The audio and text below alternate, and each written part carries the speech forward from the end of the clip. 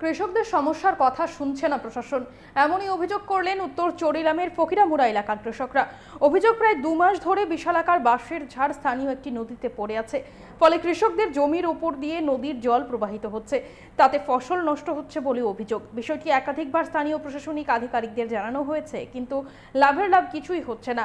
ফলে কৃষিকাজ করতে গিয়ে বেকায়দায় পড়ছেন কৃষকরা। তবে প্রশাসনের কোনো হস্তক্ষেপ লক্ষ্য করা যায়নি, কোনো হেলদোল নেই। ফলে স্বাভাবিকভাবেই কৃষকদের সমস্যার মুখে পড়তে হচ্ছে।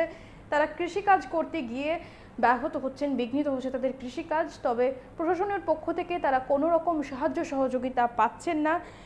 বেশ কিছুদিন অতিক্রান্ত হওয়ার পরও, অর্থাৎ প্রায় 2 মাস অতিক্রান্ত হওয়ার পরেও ওই বিশালাকার বাঁশঝাড় যেটি স্থানীয় নদীতে পড়ে আছে সেটিকে সরানোর কোনো ব্যবস্থা করা হয়নি। ফলে কৃষকদের জমির ওপর দিয়ে জল বয়ে যাচ্ছে, ফসলের ক্ষতি হচ্ছে, এমনটাই অভিযোগ জানাচ্ছেন কৃষকরা। আমরা শুনবো ঠিক কি অভিযোগ তাদের।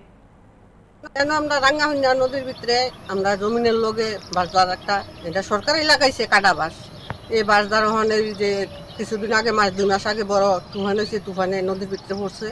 এই বাঁশদার তুলতে আছে না, আমরা আরও কইছি, তারা সরকারের কাছে আবেদন জানাইছি বাজারটা তুলন লেগে তুলছে না বাবু। তখন তো এই প্লাডে আমরা ক্ষেতের উঠি তখন নদী যেতে গেছে, উজনের বাড়িঘরও জল উঠতে গেছে গিয়ে সাধারণ প্লাডে। তখন এটা যদি এই ড্যামিটারে পরিষ্কার করে না দেয়, আমরা তো গরিব মানুষ বাবু, আমরা মরছি। এটার থেকে আমরা বাচ্চা একটা ভাত খাই। তখন এটা না করলে আমরা সামনে হন কৃষিকাজ করা এটা পারতে আসি। তখন তার কাছে দূরে আমরা অনুরোধ, এটা যাতে পরিষ্কার করে দেয়, না হইলে আমরা বাঁচানোর কোনো পথ নাই। আছি আমরা এখানে 6-7 পরিবার আছি, হেফারে ফিরে রয়েছে। এটা বিরাট বড় বাজার, এটা কাটা বাস, এটা সরানোর মতন আমরা পাবলিক কোনো বুদ্ধি নাই। সরকার যদি এটা সরাই না দেয়, তারা লাগাই না যাবো।